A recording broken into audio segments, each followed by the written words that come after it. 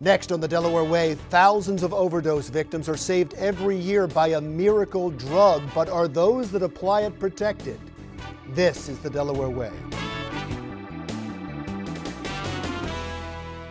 Welcome to the Delaware Way. I'm Larry Menti. Since the introduction of naloxone as a way to deal with heroin overdoses by first responders, the results have been astounding. And now there's a push in Delaware to make sure that more public employees can use it and that they're protected when they do. The man at the forefront of that is Senator Anthony Delcollo.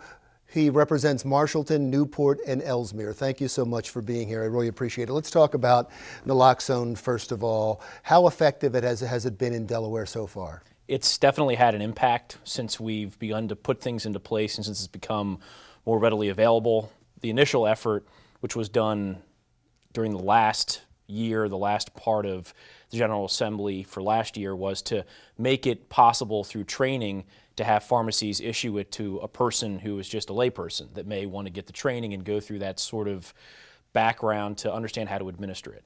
So that made it more available. We've seen an impact directly on overdoses, and the drug itself is astounding because it basically acts to completely pull someone out of a situation that would otherwise likely kill them. So it's absolutely saved lives. And across the country, yes, it's saved tens of thousands of lives. In Delaware, it's saved thousands of lives.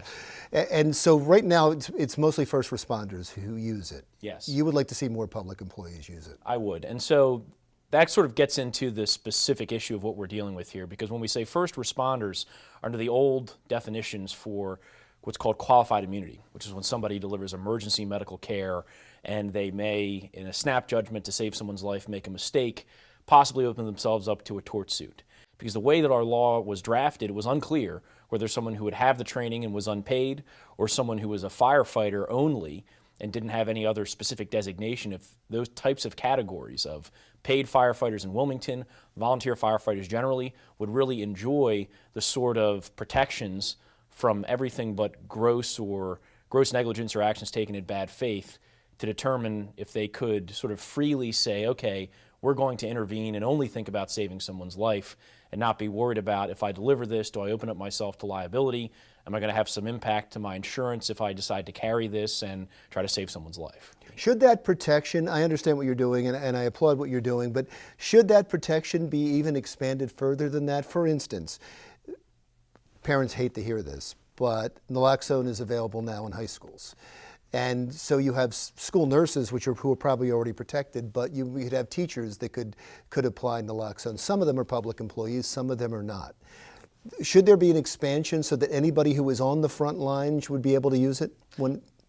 I think you raise a good point, and to that point, one of the things that we did when we addressed this was to also look at our general Good Samaritan statute, which says that if you're just a person who has no other obligation and you're not being compensated for that purpose, that if you intervene to save someone's life as a Good Samaritan, that you could enjoy some type of qualified immunity. Qualified immunity, of course, means if you're not acting in bad faith or reckless, then you're free from that likelihood of some sort of lawsuit, some sort of perhaps unwarranted legal effort.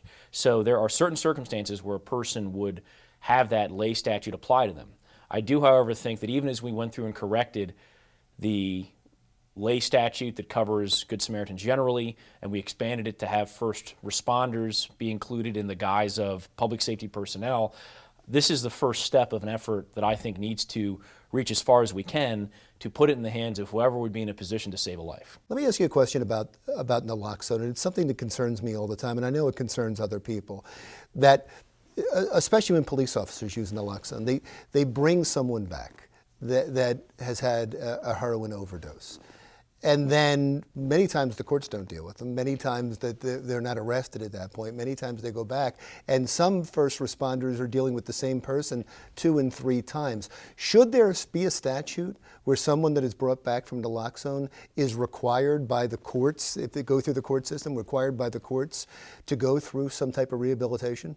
I think so, and that sort of gets at the broader issue of our entire infrastructure for how we're dealing with the scourge of addiction in our state, which is, frankly, right now, not very well checked. And that's part of the reason that this is merely an arrow in the quiver of what we're doing to really attack this problem. It's not the entire contents of the quiver. So we have to expand the way that we address available treatment options. We have to look at how we deal with folks when they're really just an addict and they're not hurting other people, how we involve them in the system in a way that doesn't destroy their lives irrevocably, or at least in the significant midterm destroy their life. So we're talking about criminal justice reform, making sure that we bring those people in and give them the opportunity to get the help that they need. The idea is if we get them started and they demonstrate that they will continue to work and they have a population here that they can serve, then they'll be here and offer those types of services to address that problem. That's just another example of an arrow in the quiver. When someone is brought back, and they're brought back because of a Good Samaritan with the state or because of a first responder,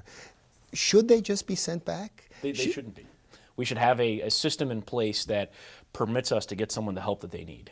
If you're in a situation where you're overdosing, it's like a cry for help. Well, how does that happen?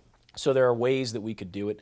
For example, we're looking at something like a civil citation program that's been implemented in some cases for juvenile offenders, for people that would otherwise be adjudicated delinquent. Instead of being adjudicated delinquent, they're given what's called a civil citation. It doesn't appear as an arrest, so that they still have the ability to have a life after they do this. It's at the discretion of the officer or the individual who's interacting with them, but they're given a civil citation, and that requires them as a condition of it not becoming something worse. So there's some sort of hook in it, if you will, to go and interact with a program or get the sort of treatment that's necessary. That could be something that could be expanded, but I'm also actively researching and looking into other methods for how we can get the resources that we have both within our state and within the nonprofit sector fully leveraged, because there are options out there. Sometimes it's a deficit of will, sometimes it's a deficit of information. We have to open up those doors and do what we can to push folks along. But it's not a deficit of money. I What you're saying. don't believe it is. Okay. I believe that we have significant resources in our state. They need to be used appropriately. You know, we do spend second per capita in the entire country on our state government. The notion that we have these problems, that they're not being addressed, to me says, if I were going to analyze it in a completely honest way, devoid of politics, which I really try to do as a public servant, that means that we need to be smarter about how we're spending our dollars. Wonderful. Thank you so much. Senator Anthony Delcollo, who represents Marshallton, Newport, and Ellesmere. Delaware Way continues right after this.